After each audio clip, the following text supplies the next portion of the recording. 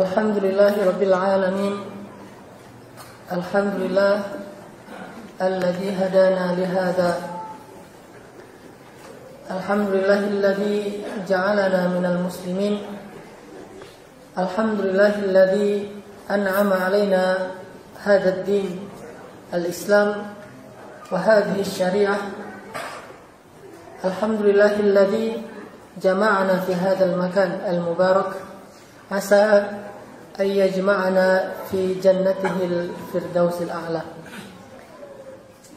Asyhadu an la ilaha illallah wahdahu la syarika lah wa asyhadu anna Muhammadan 'abduhu wa rasuluhu la nabiyya ba'dah.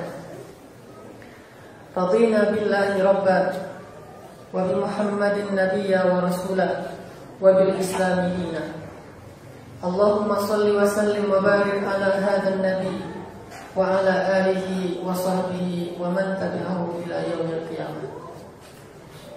Uhayyikum bi tahiyyatil Islam, tahiyyatan thayyibah mubarakah. Fassalamu alaikum warahmatullahi wabarakatuh. Ikhwati fillah yang dirahmati Allah Subhanahu wa taala. Pada malam ini kita akan belajar tentang satu tema yang teramat penting dalam agama kita. Tema yang menjadi babak baru dalam perjalanan dakwah Nabi Sallallahu Alaihi Wasallam. Tema yang kemudian dijadikan sebagai nama tahun dalam penanggalan Islam, yaitu tema hijrah. Sebelum terjadi hijrah, penanggalan dalam Islam itu diambil dari peristiwa Nabi mendapatkan wahyu, diistilahkan dengan istilah bi'sah. Jadi tahun pertama bi'sah, tahun kedua bi'sah, tahun ketiga bi'sah, dan seterusnya. Misalnya peristiwa Isra Mi'raj, tahun keberapa bi'sah? Karena belum hijrah, sehingga tidak disebut tahun keberapa hijriyah, tapi tahun keberapa bi'sah. Peristiwa Umar masuk Islam pada tahun kesekian bi'sah, tahun 3 bi'sah. Ini tidak disebut hijriyah karena belum terjadi hijrah. Dan menurut kebiasaan orang Arab dulu, mereka menamakan penanggalan-penanggalan itu sesuai dengan peristiwa besar yang terjadi. Ketika terjadi peristiwa besar, maka berikutnya tahun-tahun dinamakan dengan peristiwa itu, sampai nanti muncul lagi peristiwa berikutnya baru diganti namanya. Seperti orang yang Nasrani menamakan tahun dalam penanggalan mereka itu after death, peristiwa wafatnya Nabi Isa menurut mereka, sehingga disebut after death. Atau tahun lahirnya Nabi Isa menurut mereka, sehingga disebut oleh kita dengan tahun miladiyah, tahun kelahiran. Dan Nabi SAW lahir di tahun yang sama dengan tahun ketika terjadi penyerangan terhadap Ka'bah, yang kemudian disebut dengan Amul Fil, tahun gajah. Sebelum terjadi bi'sah, maka tahun-tahun itu dinamakan dengan tahun gajah 1, tahun gajah 2, tahun gajah 3, dan seterusnya, sampai Nabi dapat wahyu, kemudian jadi tahun bi'sah 1, bi'sah 2, dan seterusnya. Setelah Nabi hijrah, maka tahun dalam Islam tidak lagi diubah namanya kecuali dengan nama Hijriyah. Ini menunjukkan bahwa peristiwa dan tema hijrah ini adalah tema yang sangat besar dalam Islam. Bahkan lebih besar dari tema ketika Nabi pertama dapat wahyu. Padahal kita tahu dapat wahyu itu pada malam Lailatul Qadar di bulan Ramadan, dan itu Al-Quran yang turun dengan wujud Jibril yang sebenarnya. Jibril tidak turun kepada Nabi dalam wujud asli kecuali 2 kali saja. Ketika pertama membawa wahyu dan ketika di Sidratul Muntaha. Yang lain semuanya turun dalam wujud seorang laki-laki yang sempurna. Ini menunjukkan besarnya peristiwa bi'sah. Tetapi Nabi menyuruh menamakan tahun ini dengan istilah Hijriyah, menunjukkan betapa istimewanya peristiwa hijrah ini. Maka kalau peristiwa ini istimewa, maka siapapun yang terlibat dengan peristiwa ini menjadi istimewa. Kalau kejadian itu istimewa, maka siapapun yang ada di dalamnya terangkat menjadi istimewa. Islam itu istimewa, maka siapapun yang masuk ke dalam Islam, dia menjadi hamba Allah yang istimewa. Ramadan itu istimewa, maka siapapun yang beribadah di bulan Ramadan memberikan hak-hak bulan itu, dia menjadi istimewa. Sepertiga malam terakhir adalah waktu paling istimewa dalam sehari, maka siapa yang bangun di sepertiga malam terakhir, dia menjadi orang yang mahmudah, istimewa, terpuji. Nabi Muhammad, Nabi yang paling istimewa, maka yang menjadi umatnya adalah umat yang paling istimewa di antara semua umat Nabi. Masjid adalah tempat yang paling istimewa, maka siapa yang masuk ke dalamnya, dia adalah orang yang paling istimewa di antara semua orang yang berada di muka bumi. Keistimewaan sesuatu, maka ketika kita terlibat dengannya, kita menjadi istimewa. Maka ikhwah sekalian, hijrah ini adalah sebuah peristiwa yang besar, sebuah kejadian yang sangat penting dalam sejarah Islam, sehingga orang-orang yang terlibat dalam hijrah ini kelak kemudian menjadi orang yang khusus dan dikenal dengan istilah muhajir atau muhajirin. Was-sabiquna al-awwalun minal muhajirin wal ansar. Pertanyaan yang unik adalah, kalau mereka yang berhijrah disebut muhajirin karena terlibat dengan hijrah jadi istimewa, terus kenapa orang Ansar juga menjadi istimewa? Karena dia membantu orang-orang yang berhijrah, tetap ada kaitannya dengan hijrah. Dia disebut Ansar karena dia yang menolong orang-orang yang datang kepadanya untuk berhijrah di jalan Allah Subhanahu wa taala. Makanya membahas tentang hijrah bukan sekedar membahas sejarahnya. Dan kita sudah tahu sejarahnya. Banyak kisah-kisah dan banyak para ustaz yang mengulang-ulang peristiwa sejarah hijrah ini. Hijrahnya Salman Al-Farisi, hijrahnya Suhaib bin Amr Ar-Rumi, hijrahnya Ali bin Abi Thalib, hijrahnya Umar bin Khattab yang terang-terangan, dan yang paling luar biasa hijrahnya Rasulullah Shallallahu Alaihi Wasallam bersama Abu Bakar As-Siddiq. Tetapi malam ini kita akan bicara hijrah dalam makna yang sedikit berbeda. Kalau kita membahas hijrah dalam tataran sejarah, berarti kita sedang membahas hijrah dengan makna yang sebenarnya, makna hakikat. Tapi malam ini kita akan membahas hijrah dengan makna majaz, makna kiasan, makna yang lain, yang lebih umum daripada makna sejarah tadi. Hijrah seperti apa yang akan kita bahas? Hijrah seperti apa yang masih berpeluang untuk kita dapatkan sehingga kita menjadi istimewa seperti orang muhajirin? Bukankah hijrah dengan makna yang pertama sudah tidak ada lagi kesempatannya? Kata Nabi, la hijrah ba'da amin hada. Tidak ada lagi hijrah setelah tahun Fathu Makkah. Karena tidak ada lagi negeri kufar yang harus ditinggalkan, maka sudah menjadi negeri orang-orang yang beriman. Tetapi yang ada adalah jihad dan niat. Artinya bahwa hijrah dengan makna keluar dari negeri kufar kepada negeri mukmin, dari Mekah ke Madinah, sudah tidak ada lagi peluangnya, sudah ditutup. Tetapi masih ada hijrah dengan makna majaz, dengan makna yang lebih umum selain makna hijrah yang pertama tadi. Dan makna hijrah yang kedua ini banyak sekali. Tetapi salah satu yang menurut saya paling penting untuk kita ketahui adalah, dan paling mendasar, hijrah itu artinya meninggalkan dosa. Itulah hijrah. Hijrah itu adalah meninggalkan, kata Nabi, apa yang Allah tidak suka. Kalau kita tahu ini bahwa Allah nggak suka ini, tinggalkan. Itu hijrah yang sebenarnya. Bahkan hijrah ini kedudukannya lebih tinggi daripada hijrah di Mekah dan Madinah, walaupun Mekah dan Madinah itu punya kedudukan yang istimewa di mata Allah. Kenapa? Karena hijrah yang ini Allah buka terus sampai hari kiamat, sampai matahari terbitnya di barat, sampai nyawa kita berada di kerongkongan di tenggorokan kita, baru ditutup pintu hijrah ini. Bahasa lainnya adalah taubatan nasuha, meninggalkan dosa-dosa, meninggalkan maksiat, meninggalkan yang makruh, meninggalkan yang syubhat, meninggalkan hal-hal yang tidak Allah suka. Ini adalah hijrah yang sebenarnya. Maka ikhwah sekalian,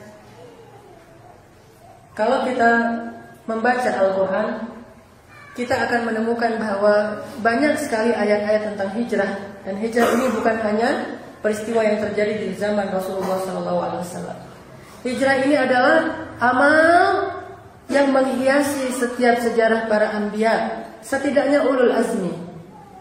Dengan Nuhnya yang hijrah di atas kapalnya, dengan Ibrahimnya yang hijrah dari Irak ke Palestina, dari Palestina ke Makkah, Dengan Musanya yang hijrah dari Mesir ke Madian, Yordania, kemudian balik lagi ke Mesir. Dengan Nabi Isa yang hijrahnya dari dunia, bumi ke langit, dan nanti akan kembali ke bumi. Dan dengan Muhammad SAW yang hijrah dari Makkah ke Madinah. Setidaknya ulul azmi minar rusul, nabi-nabi yang paling istimewa itu kenapa menjadi istimewa? Salah satunya dalam sejarah mereka selalu ada adegan hijrah yang luar biasa. Apa kata Nabi Ibrahim tentang hijrahnya? Inni muhajirun ila rabbi. Saya berhijrah kepada Rabb saya. Saya baca tafsirnya. Apa arti berhijrah kepada Allah? Kata para ulama tafsir, berhijrah kepada Allah adalah berhijrah kepada apa yang Allah perintahkan. Terserah Allah mau perintahkan apa, saya menuju ke sana. Allah panggil di mana, saya akan datang ke situ. Allah panggil, hayya 'alas shalah. Hijrahnya adalah saya penuhi panggilan Allah. Labbaika ya Rabbi wa sa'daik. Saya penuhi panggilanmu ilahi ya Rabbi dan wa sa'daik wal khairu bi yadaik wasyarru laisa ilaik. Kebaikan itu ada di sisimu ya Allah, maka saya datang berhijrah kepada Allah. Ketika Allah memanggil as-silah as-silah, as-silah as-silah, senjata-senjata, yaitu jahidu fi sabilillah, maka dia akan datang ke tempat-tempat Allah memanggilnya dengan suara kaum muslimin yang mustad'afin. Panggilan Allah di masjid dengan suara seorang muazzin. Panggilan Allah di medan-medan jihad dengan suara kaum muslimin yang terjajah dan terzalimi. Suara perempuan-perempuan yang dinistai, suara anak-anak yang dizalimi, suara orang tua yang disakiti. Suara mereka adalah hayya 'alal jihad bagi kaum muslimin. Maka kata Ibrahim, inni muhajirun ila rabbi. Sesungguhnya saya, itu azamnya Nabi Ibrahim. Dia katakan, inni muhajirun ila rabbi. Saya akan berhijrah kepada Rabb saya. Maka keluarlah Ibrahim dari Irak, pergi ke Mesir. Allah menyuruhnya ke Mesir, menyuruhnya ke Palestina lewat Mesir. Kenapa? Ada pelajaran nanti di Mesir. Allah akan mempertemukannya dengan Hajar. Kenapa tidak langsung saja dari Irak ke Mesir, ke Palestina? Kenapa mutar dulu ke Mesir? Bukankah kalau kita lihat peta, Irak ke Palestina itu bisa lurus? Kenapa mutar dulu melewati Laut Merah ke Mesir?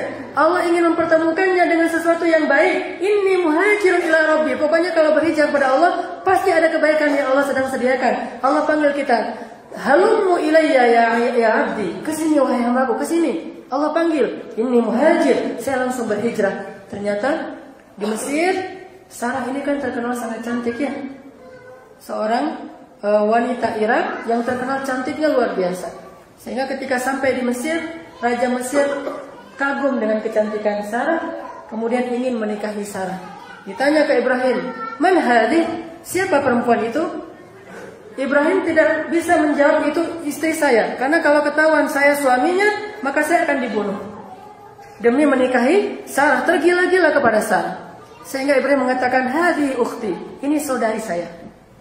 Kalau saudari berarti ini kakaknya. Apa PDKT itu dengan kakaknya ya, biar bisa dapetin adiknya. Oh, dikasih tempat yang baik, kamar yang istimewa, VIP kepada Ibrahim. Setelah itu malamnya dia ingin menggoda Sarah. Ketika dia menyentuh Sarah, tangannya terbakar dan lumpuh. Dia sentuh lagi, tangannya yang sebelah lagi terbakar dan lumpuh. Langsung kayak orang habis gosong langsung tangannya dan lumpuh, kayak orang kena penyakit stroke. Kemudian dia mengatakan, ini bukan perempuan biasa, ini adalah seorang penyihir. Demi untuk supaya dia sembuh, akhirnya dia hadiahkanlah seorang pelayan yang paling baik yang dia miliki, yaitu Hajar, supaya raja ini sembuh dari penyakitnya. Maka Hajar kemudian dihadiahkan kepada Ibrahim. Kemudian Allah memberikan kesembuhan kepada raja ini, dan Sarah pun dibebaskan bersama Ibrahim pergi ke Palestina. Di Palestina, Allah Subhanahu wa Ta'ala ingin mengajarkan Ibrahim tentang tanah suci ketiga, yang waktu itu hanya terkenal dua, yaitu Makkah dan Palestina, belum ada Madinah. Kemudian Allah suruh menikahi Sarah, lalu menikahi Hajar. Kemudian disuruh bawa ke sebuah tempat yang jauh, yang tidak pernah dikenal oleh para musafir kecuali Nabi Adam. Lalu hilang dalam sejarah, muncul lagi di zaman Ibrahim. Hilang dalam sejarah, muncul lagi di zaman menjelang Rasulullah SAW muncul. Bawa ke sana wahai Ibrahim, inni muhajirun ila rabbi. Tidak masalah, lakukan saja, berhijrah saja kepada Allah. Dia berangkat dengan istrinya yang masih membawa bayi yang masih kecil. Tinggalkan di situ wahai Ibrahim, pergilah kamu. Ini perintah Allah, inni muhajirun, kembali ke Palestina. Ya muhajir ke Palestina. Bagaimana dengan istri saya? Allah, Rabbi inni askantu min dzurriyyati biwadin ghairi dzi zar'.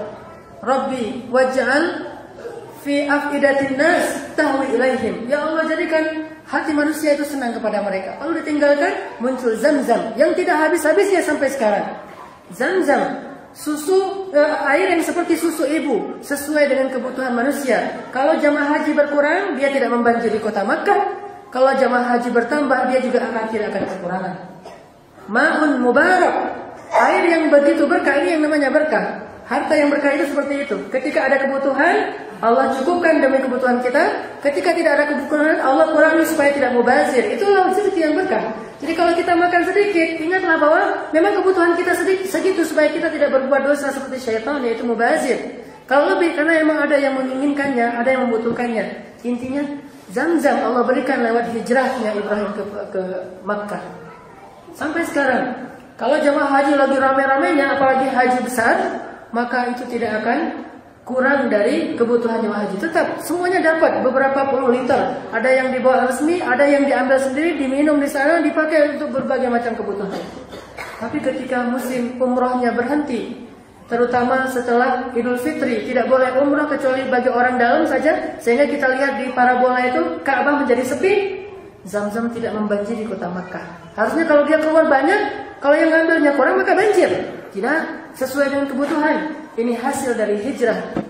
Ini buah hadiah Allah kepada seorang muhajirun ila Rabbi, berhijrah kepada Allah Subhanahu wa taala.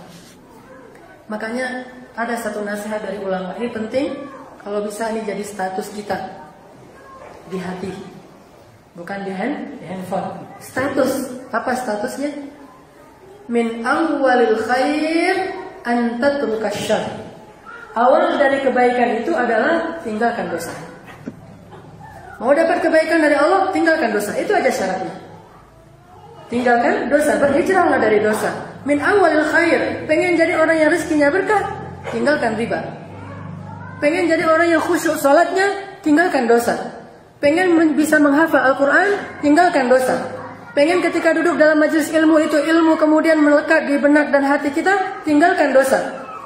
Pengen dapat jodoh yang cantik dan solehah, tinggalkan dosa. Seperti apa? Seperti Yusuf, seperti Musa, seperti yang lain-lainnya.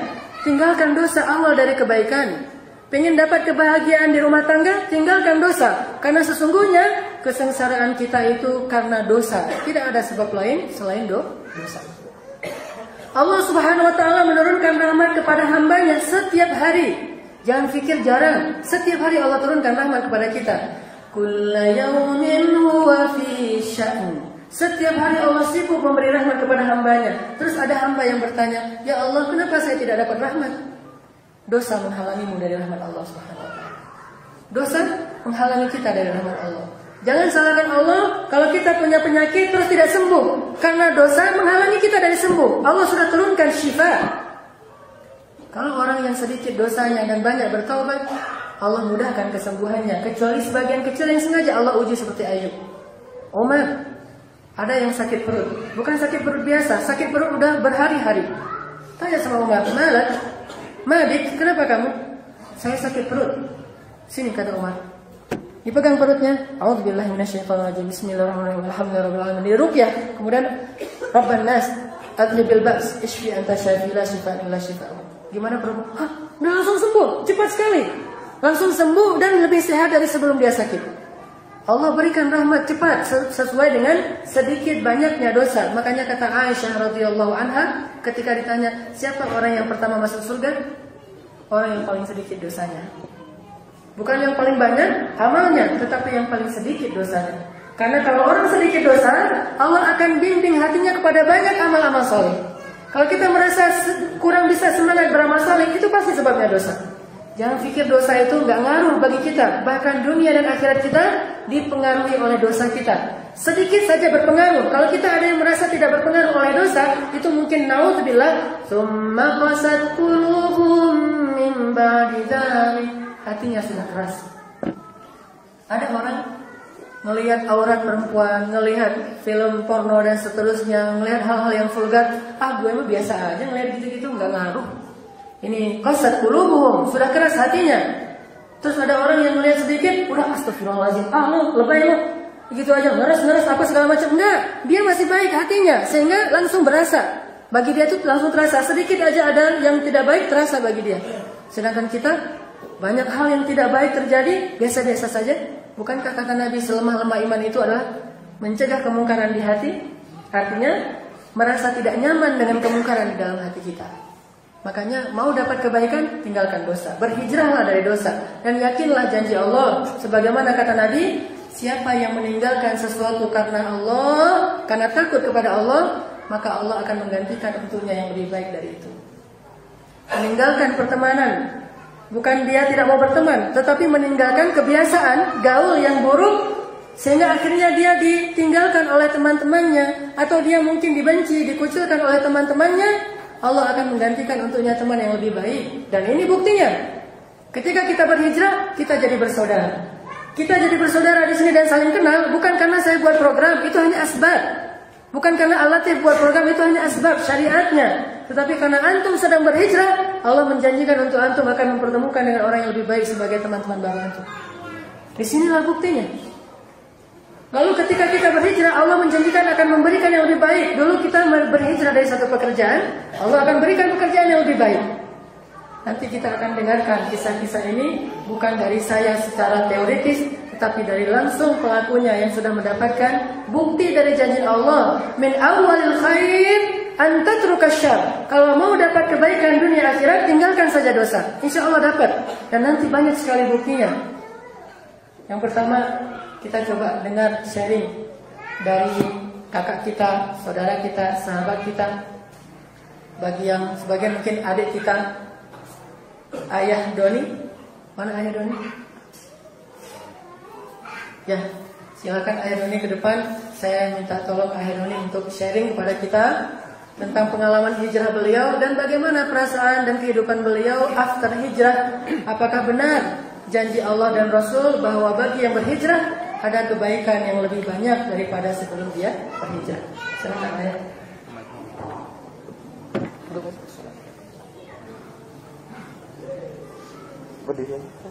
Berdiri aja. Silakan.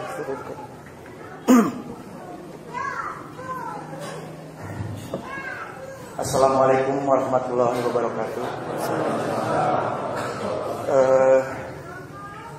Sebelumnya rasanya tidak pantas saya di sini dan berdiri di depan orang-orang yang soleh ini. Sebenarnya saya juga hanya ingin menjadi orang yang lebih baik dan orang yang disayangi Allah.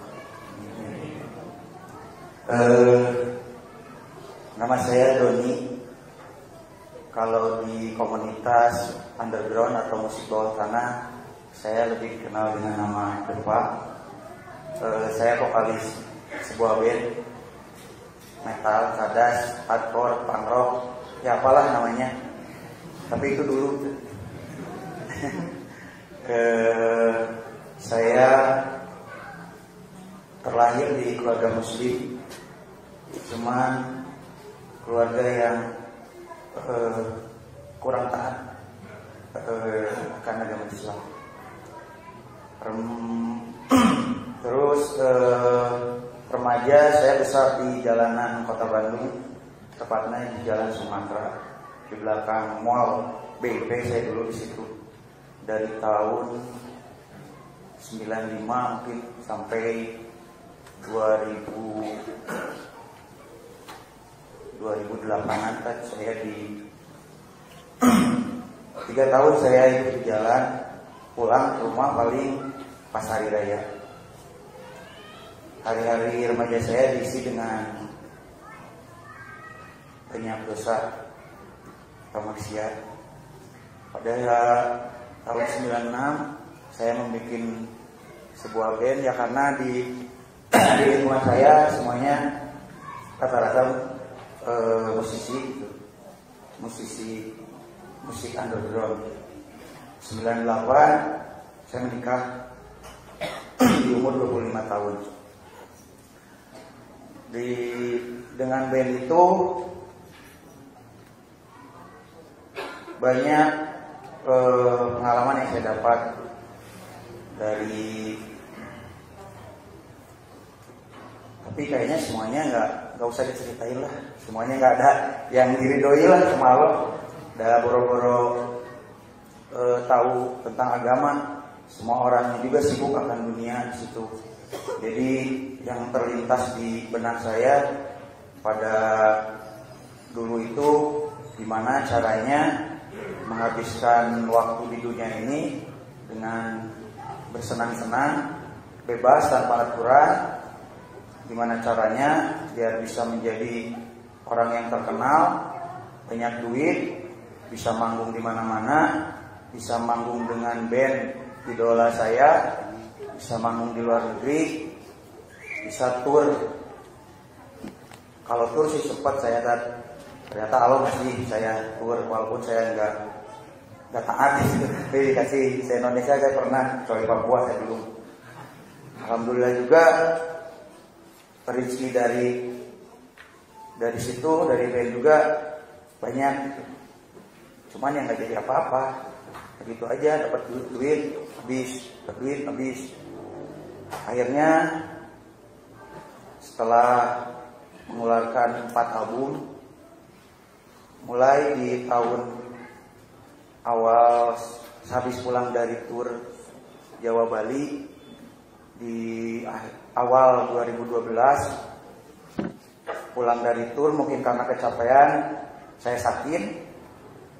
Dari sakit itu mulai saya berhenti merokok, berhenti mengkonsumsi minuman keras, tapi ngeganja masih.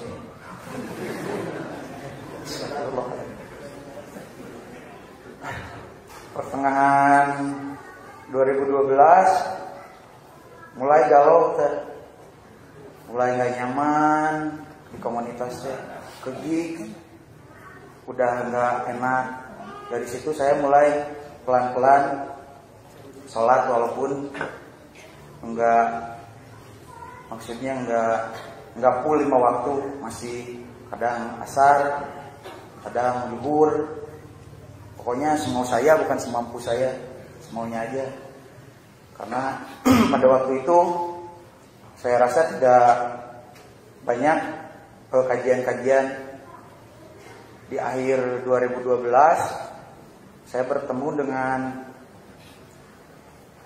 teman-teman di Anaba.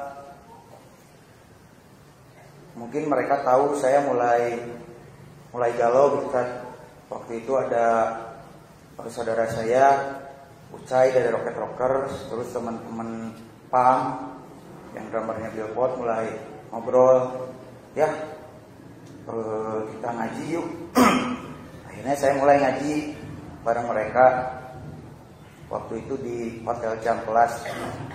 Sekarang pengajiannya pindah ke Bogor Cafe tiap hari Rabu, tapi sekarang lagi libur pada kesini kayaknya.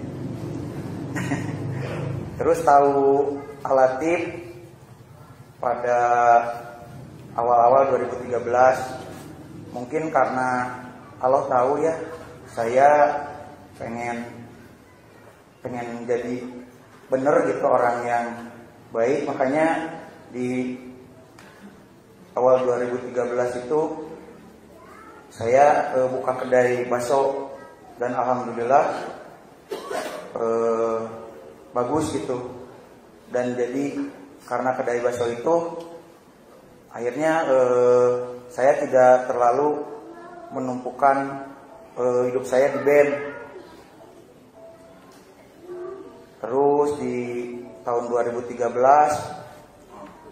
kalau manggung udah mulai bukan gue lagi gitu, bukan Dempak gitu. Kalau manggung udah nggak, hatinya nggak di situ gitu. Pas ke puncak saya meninggalkan semuanya gitu, puncaknya saya hijrah, udah. Karena yang namanya hijrah itu berpindah dari suatu tempat, dari A ke tempat B, dan bukan hanya perpindahan raga saja gitu, bukan hanya jiwa, tapi mind, artinya pola pikir juga harus berubah. puncaknya ketika saya masih sholat belang beton di setiap subuh. Anak saya kan sudah gede yang pertama, jadi kalau subuh itu selalu dibangunin sama istri saya, Kak, sholat. Anak-anak kan biasa kalau disuruh sholat subuh itu susah. Sementara saya ya itu tidur hayam gitulah, tidur tapi bangun tapi oreang ya dah sholatnya juga nggak pol gitu, maksudnya belum tohidnya belum pol gitu, makanya semaunya aja. Kadang kalau ingat sholat, kalau enggak ya cuek aja gitu. Akhirnya istri saya kan terus membangunin, Kak sholat, dan terlontar dari mulut anak saya, ngapain sholat? Ayah juga enggak sholat.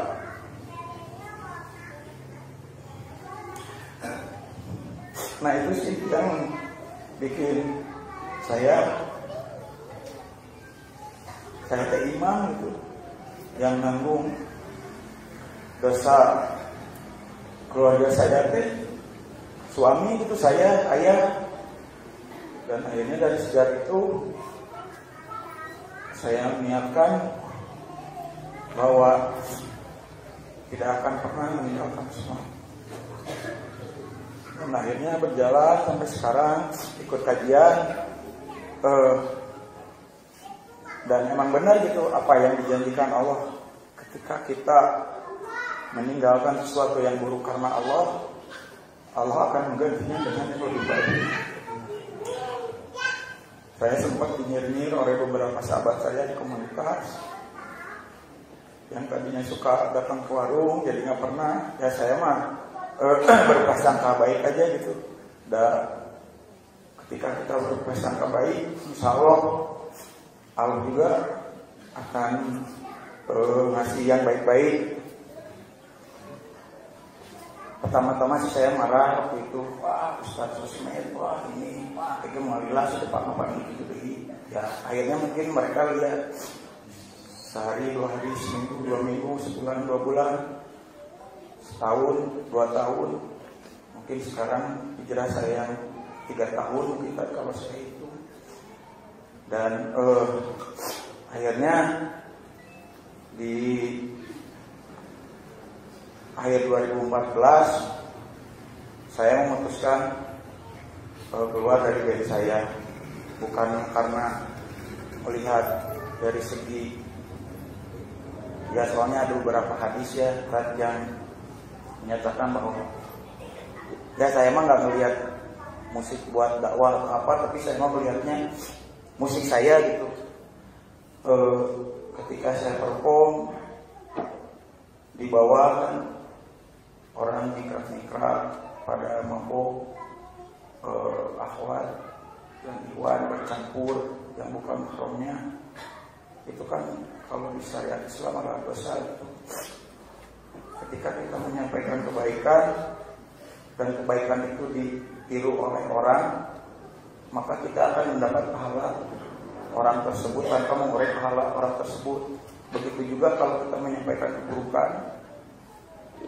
keburukan itu ditiru oleh orang, dan kita akan mendapatkan dosa tanpa mengurangi dosa orang tersebut. Dan saya juga selalu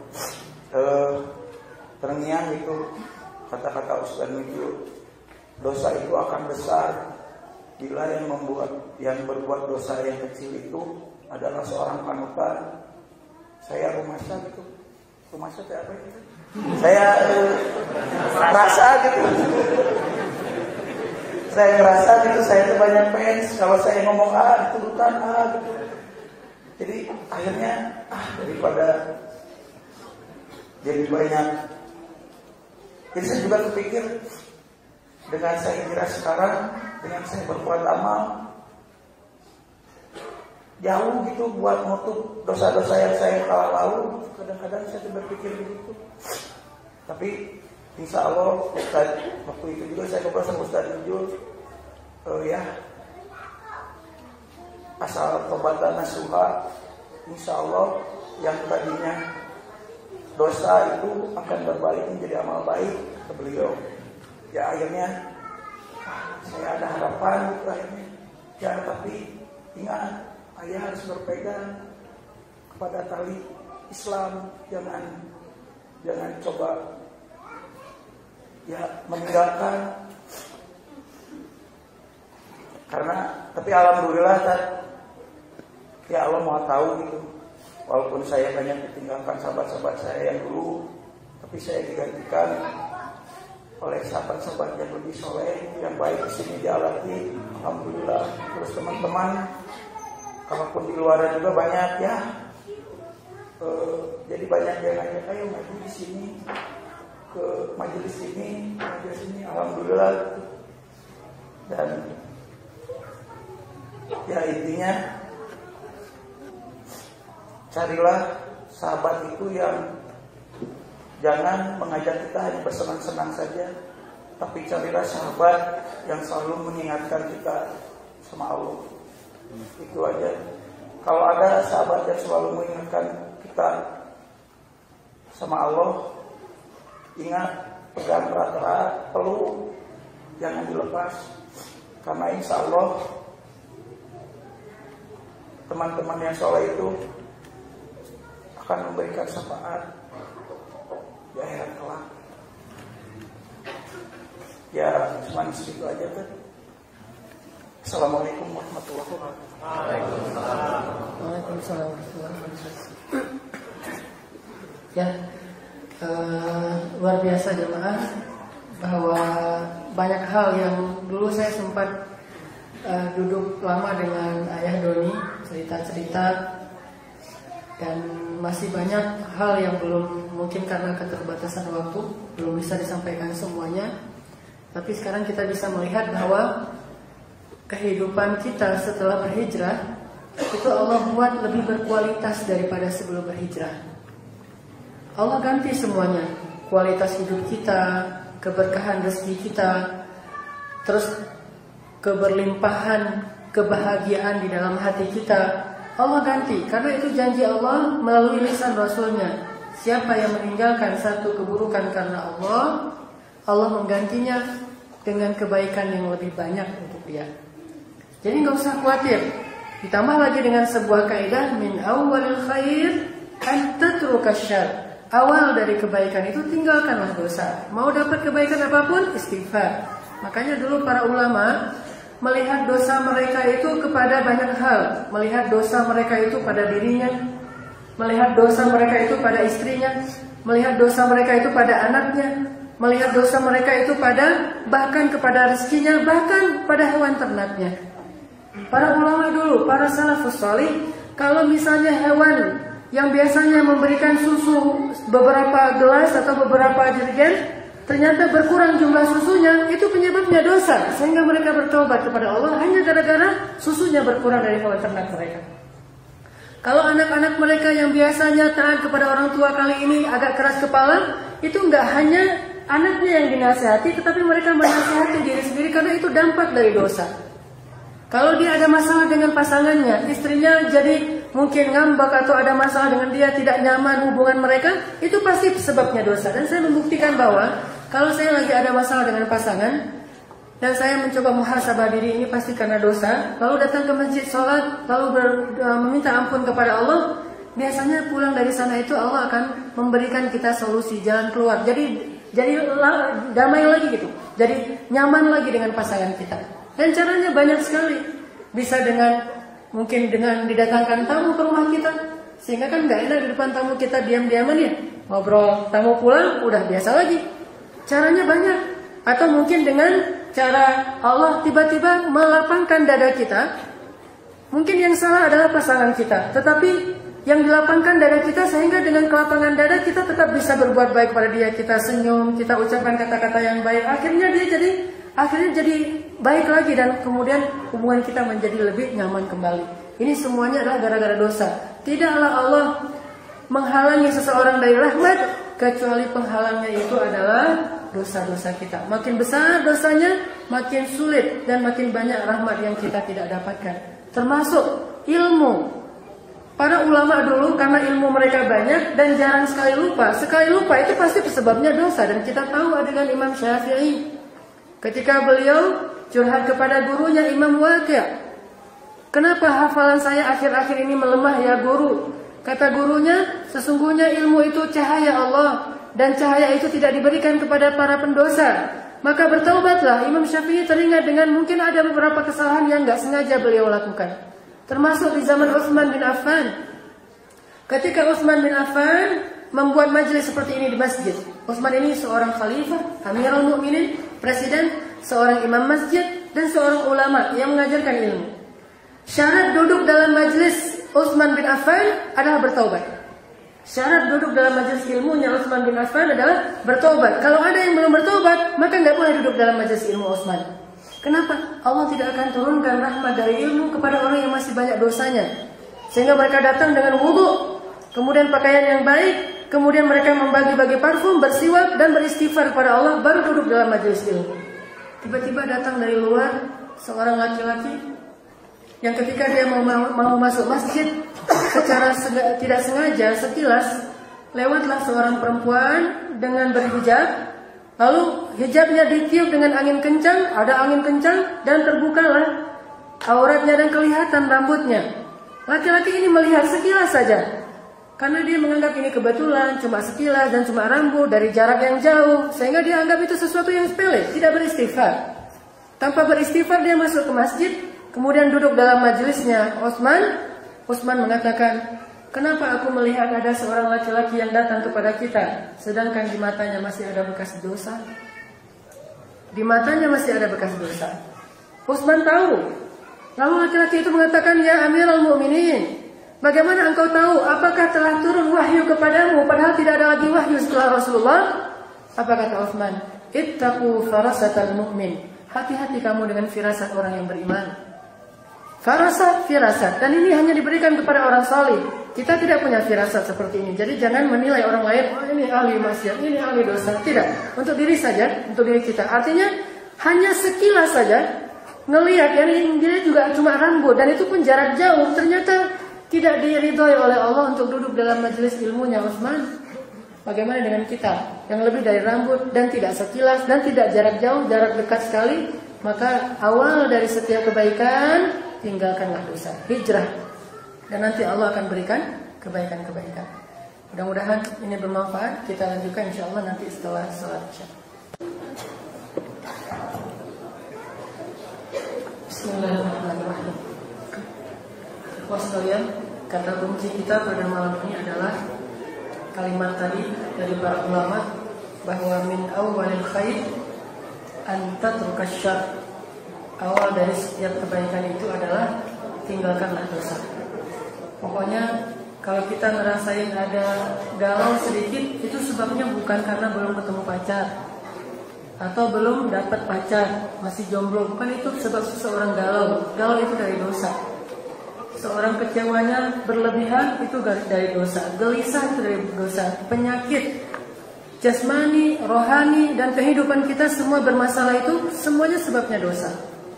Makanya tidak ada dosa yang baik, tidak ada dosa yang menghasilkan kebaikan, itu nggak mungkin.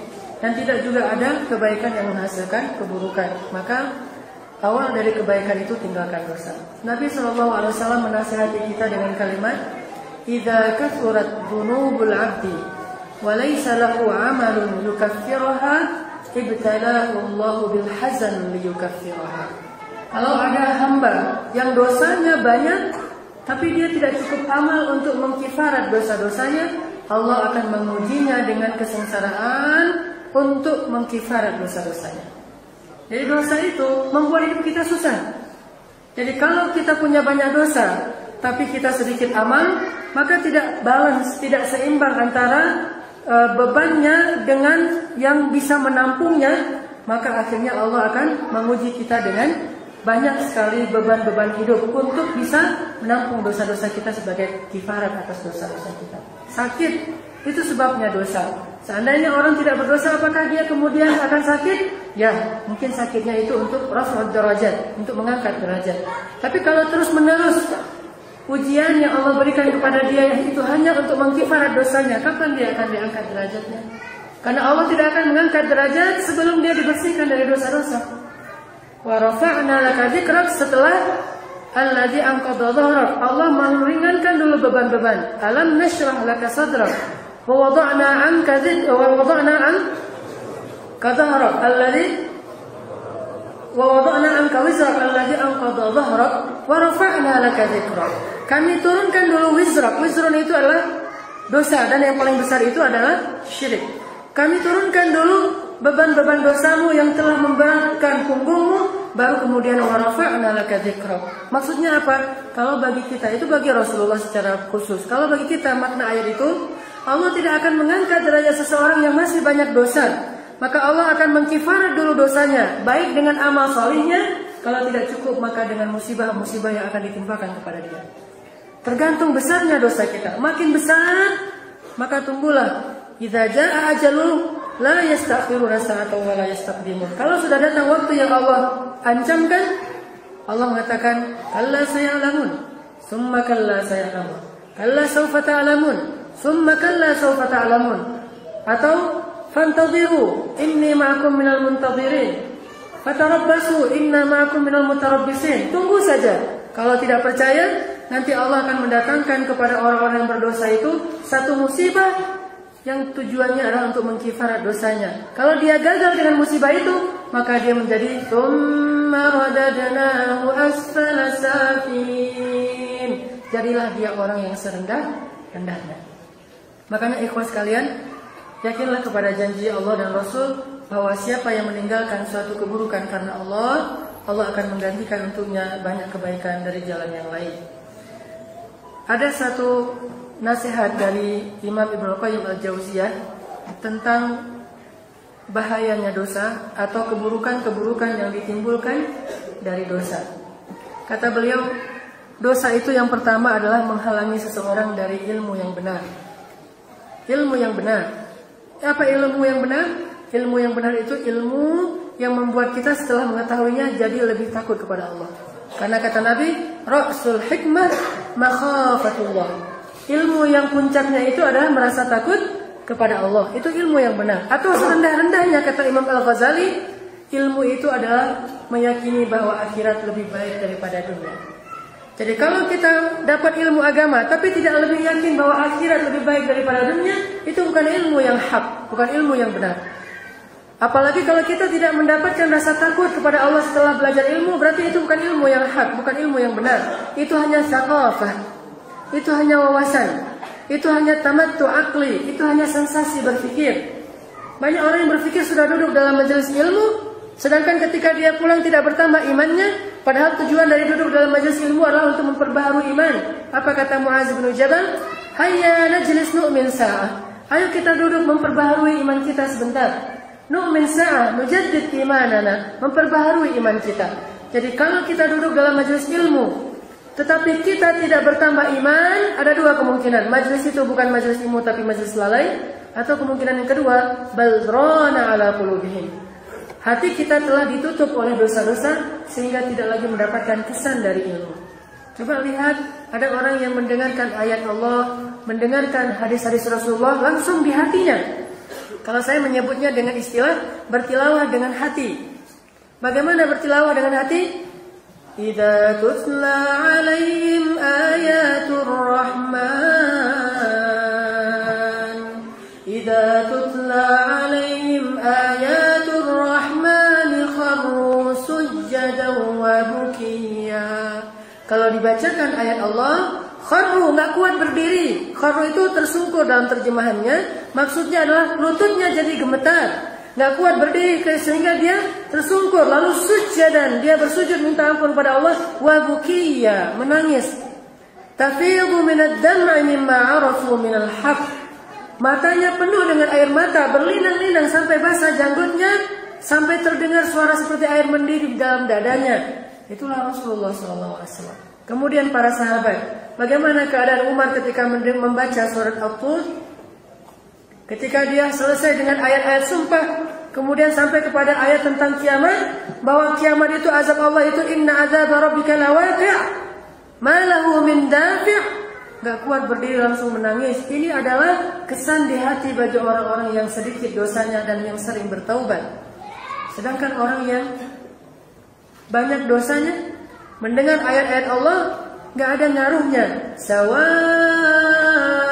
'alaihim a'anzartahum am lam tunzirhum la yu'minun. Di ayat yang lain, summun bukmun 'umyun fahum la yarji'un. Kenapa? Summa qasat qulubuhum khatamallahu 'ala qulubihim. Ini gara-gara dosa. Makanya tadi dalam kisah Imam Asy-Syafi'i, saya tanya kepada seorang ulama Gaza, Profesor Dr. Abdurrahman Jamal, yang pernah datang ke Indonesia. Beliau ketua program tahfiz Al-Quran Hamas di Gaza.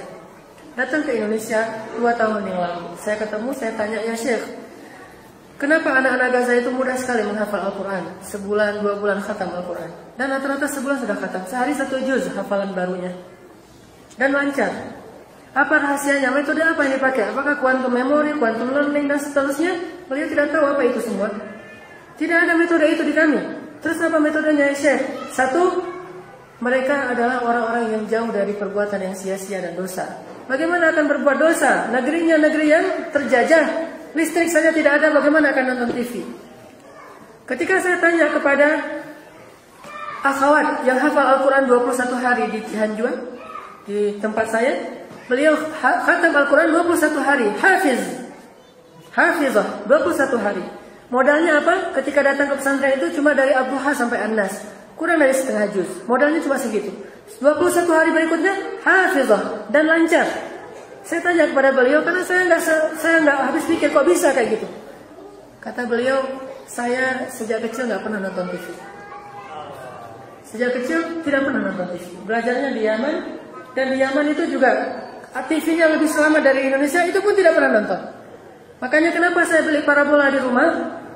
Supaya anak-anak saya nonton TV-nya, TV Arab. TV Arab itu iklannya selamat dibandingkan TV Indonesia. Kalau ada iklan misalnya kayak gini, minuman mineral fit misalnya, ditaruh aja di atas meja terus di shoot, udah selesai, itu iklan fit. Tidak ada perempuan minum minuman itu di pantai apa, nggak ada itu. Langsung botolnya di shoot, dikasih bercak-bercak air supaya kesannya segar, selesai, fit. Udah gitu aja. Selamat dari hal-hal yang syubhat. Sehingga nanti bisa, kalau dia yang acara anak-anak, ada acara Qasasul Anbiya, Qasasus Sholihin yang sifatnya kartun, dia bisa nonton live Makkah, live Madinah, setiap hari Al-Quran, setiap hari hadis. Makkah itu Quran, Madinah itu hadis, dan ketika antara azan dan iqamah munajat. Doa yang begitu indah, luar biasa. Saya kalau udah antara azan dan iqamah di Mekah Madinah itu, saya suka dengerin munajatnya, itu romantis sekali. Hamba kepada Rabbnya. Ini tontonannya sehingga lebih mudah bagi mereka mendengar, mendapatkan kebaikan. Walaupun ini belum sempurna, tapi yang akhwat tadi rahasianya, saya nggak pernah nonton TV sejak kecil. Bukan berarti saya katakan nggak boleh nonton sama sekali, tapi ambillah hikmah di sini. Kita sedang tidak bicara tentang fikih halal haram, tapi kita bicara tentang hikmah. Lihatlah hikmah dari meninggalkan dosa, bahkan yang terkecil sekalipun, karena Allah Subhanahu Wa Taala akan mengilhamkan kepada kita ilmu. Makanya ketika seseorang berbuat, jangankan dosa, kesia-siaan, maka malaikat yang membawa ilmu, yaitu malaikat Safarah, tidak mau dekat kepada kita. Karena malaikat Safarah ini malaikat yang paling sensitif. Siapa pemimpin malaikat Safarah? Jibril. Safarah kiramin bararah, itu malaikat, dutanya para malaikat. Safarah itu dalam bahasa kita artinya duta. Dia adalah dutanya malaikat, bersih, luar biasa. Jibril aja kayak gitu ya, penampilannya bersih, tidak ada atharus safar, bekas-bekas safar. Dan dia tidak mau dekat dengan orang yang punya masalah dengan dosanya, tidak bersiwak, bahkan nggak mau.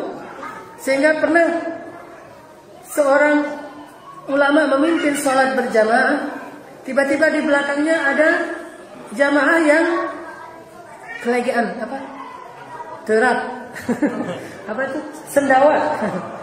Jadi dia sendawa, dan sendawanya itu ngeluarin bau yang tidak sedap. Imamnya di depan mencium bau itu, langsung berhenti membaca Al-Quran. Lama, kayak orang salah lupa hafalan. Makmumnya bingung, dan makmumnya tidak ada yang hafiz, sehingga tidak bisa membenarkan bacaan itu. Diam saja. Setelah sekian lama, Dia lanjutkan bacaan. Selesai sholat, muridnya bertanya, "Ya Syekh, kenapa tadi berhenti membaca?" "Ketika saya sedang membaca Al-Quran, saya yakin malaikat datang untuk menyimak bacaan itu. Tetapi ketika ada yang bersendawa dan dia tidak bersiwak sebelum berwudu, maka malaikat itu pasti sudah pergi karena mereka tidak suka dengan bau yang tidak baik. Dan saya tidak mau membaca Al-Quran yang tidak didengar oleh malaikat." Ini para ulama. Artinya ilmu yang baik itu tidak akan diberikan kepada pendosa, tapi wawasan bahkan kepada ahli maksiat pun bisa. Orang barat pergi ke sekolah atau ke kampus sambil pacaran, sambil berbuat dosa, mereka dapat ilmu, tetapi ilmu yang sifatnya thaqafah, di sini saja, nggak sampai ke hatinya, dan tidak akan membawa dia kepada hidayah Allah SWT. Beda belajar Islam dengan belajar sains. Makanya salah satu di antara syarat mendapatkan ilmu itu berbanyak istighfar, banyak taubat kepada Allah. Lalu kata Imam Ibnu Qayyim al-Jauziyah, beliau bercerita tentang Imam Asy-Syafi'i. Ketika Asy-Syafi'i kecil, anak dari Gaza ini, beliau lahir di Gaza, pergi ke Madinah bertemu dengan Imam Malik, penulis Al-Muwatta, salah satu imam mazhab. Ketika sampai kepada Imam Malik, Imam Syafi'i pengen nyetor hafalan hadis di dalam kitab Muwatta. Sudah hafal, dikasih oleh Imam Malik, ini kitabnya, duduk sebentar, hafiz. Kitab tebal, ratusan halaman. Dikasih oleh Imam Malik, ini kitab saya. Dikasih lembaran-lembaran yang banyak, kalau dulu belum dijilid. Kemudian Imam Syafi'i duduk, hanya beberapa saat. Kemudian dia datang, "Ya Syekh, saya sudah hafal." "Hah? Sudah hafal? Coba kamu dites hadis ini, dites hadis itu dengan riwayatnya, kemudian syarahnya, penjelasannya, semuanya bisa." Apa kata Imam Malik? "Ya Syafi'i, sesungguhnya," kata Imam Malik, "aku memandang Allah Subhanahu wa Ta'ala telah memasukkan cahaya ilmu ke hatimu. Maka janganlah engkau padamkan cahaya tersebut dengan kegelapan maksiat." Ada orang yang Allah berikan pemahaman yang baik tentang agama, orang yang luar biasa. Termasuk di Mesir itu ada seorang anak yang saya pernah cerita, hafal Al-Quran dalam 10 hari. Sehari 3 juz, 10 hari khatam. Dalam sebulan dia menghafal 10 qiraat. Qiraat itu berat, dan saya pernah mau mencoba belajar dan nggak jadi lulus, dan belum lulus sampai sekarang. Itu luar biasa, berat sekali. Dia dalam sebulan selesai 10 qiraat, yang 7 diantaranya mutawatir, 3 yang lain khabar ahad. Selesai. Kemudian dia hafal hadis Bukhari Muslim sebanyak 11.000 hadis selama 10 hari saja. Sehari menghafal 1.100 hadis. Kemudian dia menghafal Bukhari saja dalam 10 hari, menghafal Muslim saja dalam 10 hari. Bayangin kitab Sahih Bukhari berapa jilid? Membaca aja kita belum pernah khatam. Ini hafal 10 hari. Ketika ditanya apa rahasianya, dia menghabiskan waktunya semuanya untuk kebaikan. Dalam 24 jam waktunya, 23 jamnya adalah untuk belajar ilmu. Setengah jam untuk tidur, setengah jam untuk kebutuhan yang lain. Hajat, makan, setengah jam tidur, setengah jam, 23 jam Al-Quran. Tapi yang menjadi hebat bukan kemampuannya, quwwah. Inilah rahasia kenapa Yahya alaihissalam itu anak yang sangat cerdas. Kata Allah, "Ya Yahya khudil kitaba biquwwah." Wahai Yahya, pelajari kitab Taurat itu dengan quwwah. Quwwah itu apa? Minat yang tinggi. Dan minat itu tidak Allah berikan kecuali kepada orang yang zakiyah, ghulaman zakiyah, yaitu Yahya. Tidak berbuat dosa sama sekali. Yahya ini anak dari kecil nggak pernah berbuat dosa. Mirip dengan Ali bin Abi Thalib, sejak kecil nggak pernah melihat auratnya sendiri bahkan, apalagi aurat orang lain. Makanya Ali adalah salah satu sahabat yang ilmunya luar biasa. Ini ilmu. Belum lagi nanti kita bahas hal-hal yang lain. Intinya, kalau kita mau dapat kebaikan, maka tinggalkanlah dosa. Mau dapat kebahagiaan, tinggalkanlah dosa. Hijrahlah dari dosa. Berikutnya, mungkin saya nggak bisa menampilkan semua teman-teman. Saya yakin banyak di sini yang punya pengalaman-pengalaman yang baik, yang luar biasa, inspiring. Cuma mungkin hanya beberapa orang karena keterbatasan waktu. Di waktu yang lain kita bisa saling kenal dengan program olahraga kita setiap hari Ahad, dengan program Mukhayyam kita setiap beberapa bulan sekali, dengan program Qiyamul Lail kita setiap bulan sekali, dan juga dengan program kita duduk-duduk untuk silaturahim setelah pengajian setiap Senin dan Rabu malam. Kita bisa saling mengenal. Saya ingin meminta tolong kepada salah seorang di antara ikhwah di sini yang dulunya adalah seorang atlet, yang sampai sekarang masih jadi atlet skateboard, Dan beliau hijrah bukan meninggalkan skateboard, karena skateboard ini sesuatu yang tidak tercela dalam agama, sesuatu hobi saja. Bahkan ketika jadi olahraga dia menjadi kesehatan, bahkan prestasi. Tetapi bukan hijrah dari skateboard. Hijrah dari dosa. Di mana dosanya? Skateboard plus narkoba mungkin, skateboard plus sia-sia mungkin, skateboard plus hal-hal yang meninggalkan sholat gara-gara olahraga. Itu yang ditinggalkan. Skateboardnya tetap, tetapi kalau istilah kita di sini skateboard syariat.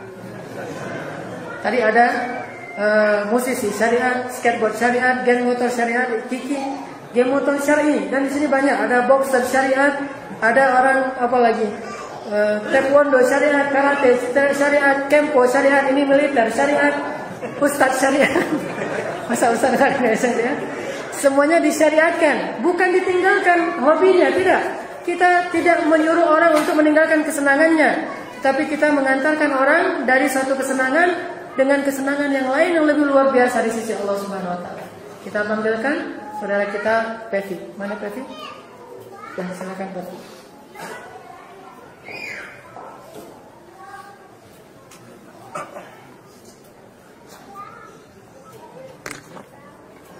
Assalamualaikum warahmatullahi wabarakatuh. Terima kasih pada kedua pasangan yang sudah kasih saya berada di sini.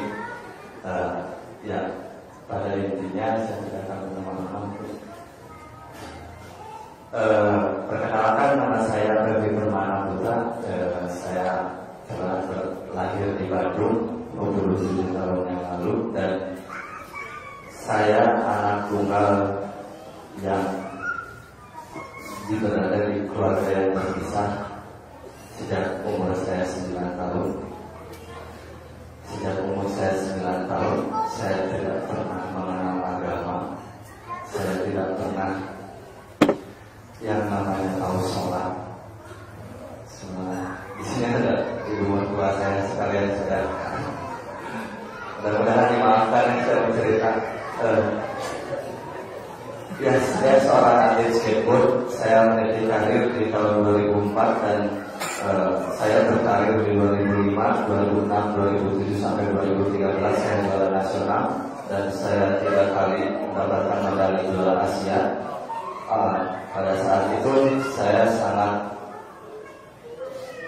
mencukupi, ya, maksudnya saya sangat banyak uang di situ karena saya masih jomblo, banyak uang, dan tidak ada yang melarang saya satupun, tidak ada yang mengingatkan saya, tidak ada yang melarang saya. Saya merasa diri saya bebas, dan disitulah saya setiap malam, mungkin bahkan setiap hari saya berbuat maksiat. Saya setiap hari saya minum minuman keras. Saya tidak pernah sholat, saya tidak pernah kenal sholat. Saya punya banyak teman di situ, dan teman-teman saya menggantikan sosok keluarga saya, karena saya dari umur 9 tahun saya hidup sendiri sampai pada akhirnya teman-teman saya selalu bersama saya setiap malam, setiap hari. Saya pikir hati saya sudah tertutup, dan saya pikir Allah tidak melihat saya. Subhanallah, Allah memberikan karunia yang sangat luar biasa, dan saya dipertemukan oleh Allah sama mantan pacar saya yang sekarang alhamdulillah jadi istri saya. Saya punya anak umurnya 2 tahun setengah, laki-laki. Saya berniat untuk mencoba membenahi diri dengan saya menikah sama Allah, dan saya menikah karena saya ingin memperbaiki diri saya sendiri. Tapi setelah saya menikah masih tetap saya tidak ingat Allah, saya tidak ingat, dan saya tidak pernah bersyukur. Bersyukur hanya di mulut saja, tidak di hati. Dan subhanallah, di sini ada teman saya namanya Fani Inom. Ini orang ini, Bapak Fani Inom, terima kasih. Dialah yang selalu mengingatkan sholat, termasuk istri saya. selalu mengajak saya untuk datang ke taklim selama 2 tahun. Selama 2 tahun saya berkeli-keli dengan alasan. Selama 2 tahun saya berkeli-keli dengan alasan, dan pada akhirnya saya mencoba untuk nggak enak sama Bapak Imam, datanglah ke sini. Dulu pernah 2 tahun yang lalu datang ke sini dan bilang lagi setelah beberapa bulan ke belakang, mungkin 6 bulan ke belakang, saya ke sini dan ada Ustaz Hanan yang mengisi di sini. Hidayah yang saya cari ternyata saya dapatkan, dan Ustaz Hanan bilang manusia itu ada 3 golongan, Ustaz. Golongan A, golongan beriman, golongan munafik, dan golongan kafir. Di situ saya sangat tertampar sekali. Ada di mana golongan saya? Ada di mana saya berada? Ada di golongan mana? Dan kata Ustaz Hanan itu dapat tinggal pilih 3 golongan itu, dan subhanallah di situ terima kasih Bapak Ino. Saya merasakan saya harus ada di golongan A. Golongan A ketika kita mendengar azan langsung sholat berjamaah di masjid, langsung sholat berjamaah di masjid. Karena kata Ustaz Hanan bilang beriman itu bertambah. Setelah saya mencoba menjalankan sholat fardu, alhamdulillah hati saya mulai kebuka. Dan subhanallah istri saya juga, kekuasaan Allah, ternyata Allah masih melihat saya, Allah masih sangat sayang sama saya. Allah, saya hidup sendirian sangat lama, ya Allah. Dan sekarang alhamdulillah hati saya terbuka. Dan betapa indahnya, yang dulu teman-teman saya di jalan yang gelap, sangat gelap, sekarang saya selalu bertemu di masjid. Dan saya sangat bersyukur, berterima kasih, dan berbangga hati, ya Allah. Saya diperkenalkan dengan orang-orang yang beriman di sini. Alhamdulillah, alhamdulillah hati saya tenang. Dan sekarang alhamdulillah perubahan semakin banyak. Yang tadinya saya tidak mengira, saya sudah mentok, nggak tahu harus kemana lagi, nggak tahu harus kemana lagi. Saya sudah gelap. Allah berkehendak lain. Allah masih sayang, Allah masih membuka, ya. Karena saya mencari di mana hidayah itu, saya mencari, dan alhamdulillah, Allah.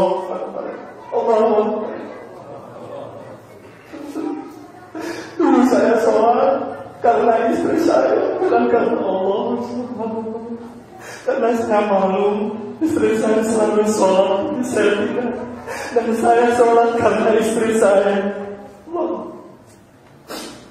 Karena saya sholat karena ingin sesuatu.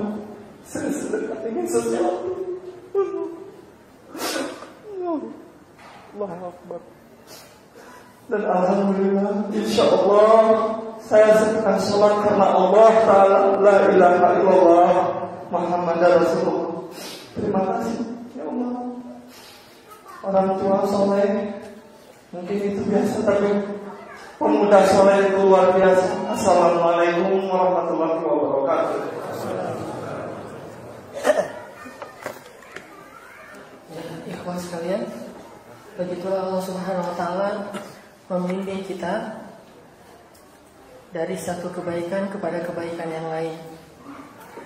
Kuncinya adalah kebaikan yang pertama. Karena kata para ulama, di antara hukuman bagi orang yang berbuat kejelekan, dia akan jatuh kepada kejelekan yang lain. Itu hukuman yang paling berat. Sebelum nanti azab di neraka. Itu nggak usah bicara neraka dulu, di dunia aja. Hukuman bagi orang yang berbuat jahat atau berbuat kejelekan, keburukan, dosa, dia akan jatuh kepada dosa yang lain. Itu hukumannya. Sedangkan balasan bagi orang yang berbuat baik, maka dia akan terbawa kepada kebaikan yang lain. Karena ketika seseorang berbuat satu amal saleh yang lain akan mengatakan, lakukan aku juga. Lakukan aku juga. Dia akan memanggil orang yang beramal saleh. Kuncinya adalah kebaikan yang pertama aja. Kebaikan pertama ini bisa apa aja? Bisa sholat, bisa istri yang soleha, bisa teman yang soleh.